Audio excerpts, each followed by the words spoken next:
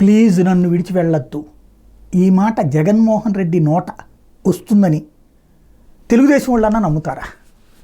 Jagan attitude అదే. చంద్రబాబుని చూడండి, కేసినేని నాని వెళ్తానంటే 3-4 సార్లు ఒక కమిటీని వేసి పంపించారు, మనుషులు పంపించారు, సంప్రదింపులు చేశారు.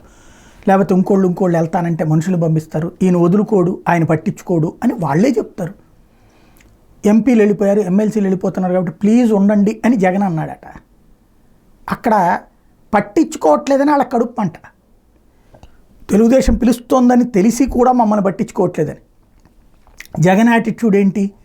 నేను ఇచ్చాను అవకాశం, ఇచ్చిన తర్వాతనే వచ్చారు కాబట్టి అవకాశం ఇచ్చిన నన్ను కాదని వెళ్తానంటే ఓకే ఇంకొకరికి ఇచ్చుకుంటాను అనేది ఆయన ఉద్దేశం. మాలాంటోళ్ళ ఓట్లు కూడా కలిస్తేనే కదా జగన్మోహన్ రెడ్డికి వచ్చింది.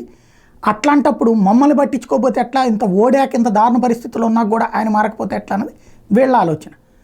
అదే సందర్భంలో జగన్ ఏమనుకుంటాడు, వీళ్ళందరికీ అవకాశం ఇచ్చినా ఓడినప్పుడు వాళ్ళే ఓడుతున్నటువంటి సందర్భంలో ఇప్పుడు వాళ్ళ కోసం అంటే వాళ్ళు గెలిచారు, వీళ్ళ వరకే గెలిచారు అంటే నేను తీసుకునేటటువంటి నిర్ణయానికి అనుగుణంగా గెలవాల్సిందే తప్పించి వాళ్ళు ఇండివిజువల్ గెలవలేదు కదా అన్నటువంటి అతని ఉద్దేశం. ఎవరి ఉద్దేశాలు ఎట్లా ఉన్నా జగన్ అయితే బతిన్లాడే క్యారెక్టర్ కాదు. లేకపోతే కనుక ఎంపీలు ఇద్దరు వెళ్తున్నారని ముందే తెలుసు, మా కబురు చేయలేదే, లేదా ఇప్పుడు గొల్లబాబురో మొన్ననగా హడావిడి నడిచింది, కబురు చేయలేదే, వెంటపడట్లేదే, బతిన్లాడట్లేదే.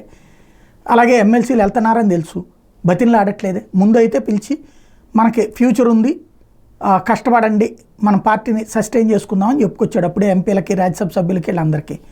బట్ ఆ రోజున మీటింగ్ అటెండ్ అయిన వాళ్ళే తర్వాత అటు వెళ్తున్నారు. గోడ దూకే వాళ్ళని బతిన్లాడే మెంటాలిటీ అతనికి లేదనినే జనం నమ్ముతారు.